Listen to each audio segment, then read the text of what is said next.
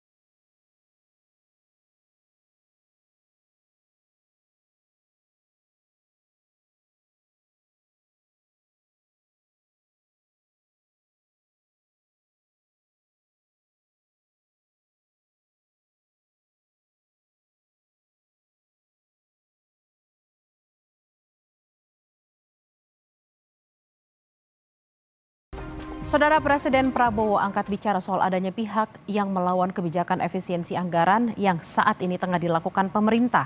Di sisi lain, PDI Perjuangan meminta Prabowo menyebut siapa saja raja kecil yang dimaksud dan menjelaskannya ke publik. Presiden Prabowo Subianto menyebut ada pihak yang melawan kebijakan efisiensi anggaran yang diputuskannya. Prabowo menyebut ada raja kecil yang berusaha melawan dirinya dalam birokrasi. Saya ingin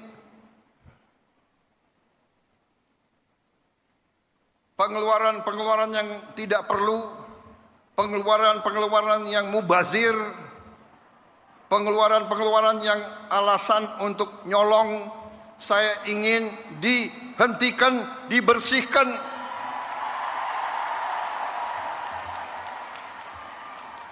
Ada yang melawan saya. Dalam birokrasi, merasa sudah kebal hukum, merasa sudah menjadi raja kecil. Mau menghemat uang itu untuk rakyat, untuk memberi makan untuk anak-anak rakyat. Ketua DPP PDIP, Deddy Sitorus menyikapi pidato Presiden Prabowo terkait raja kecil yang disebut melawan kebijakan efisiensi anggaran. Deddy menilai harusnya Prabowo langsung menyebut siapa raja kecil yang dimaksud dan perlu dijelaskan kepada publik. Sebut aja, kalau menurut saya raja kecil itu nggak usah pun nama orang, tapi kira-kira tindakannya apa, ya, implikasinya apa, kenapa perlu Presiden harus secara publik menyampaikan itu. Kan harusnya problem begitu diselesaikan, bukan disampaikan ke publik, kan seperti itu kalau saya sih. Jadi mengenang pertanyaan. Kepala Komunikasi Kantor Kepresidenan Hasan Nasbi menjelaskan, raja kecil yang dimaksud Presiden Prabowo tidak ditunjukkan pada nama tertentu. Namun dirinya menegaskan dalam segala kebijakan, sebuah hal yang wajar ada yang pro dan kontra. Tidak menunjuk nama tertentu lah, tapi ada saja. Ya, jangan memaksakan ini, kan Presiden tahulah ini orangnya siapa gitu.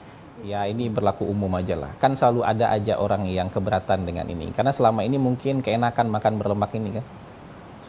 Dan nggak mau menahan selera makannya setelah ini kan gitu.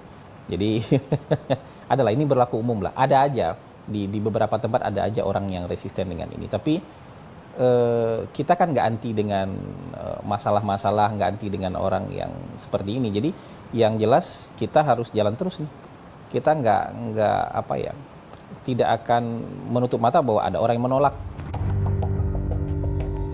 Pengamat politik sekaligus Direktur Eksekutif Trias Politika Strategis Agung Baskoro mengapresiasi langkah efisiensi anggaran yang dilakukan pemerintah, asalkan peruntukannya jelas.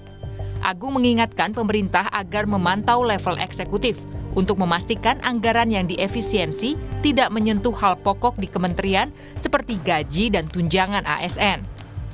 Saya mengapresiasi ya soal efisiensi ini asal memang peruntukannya jelas, dan itu harus memantau pemimpin-pemimpin birokrasi ini di level eksekutifnya. Kan ada 3 tuh, eksekutif, fungsional, dan administratif.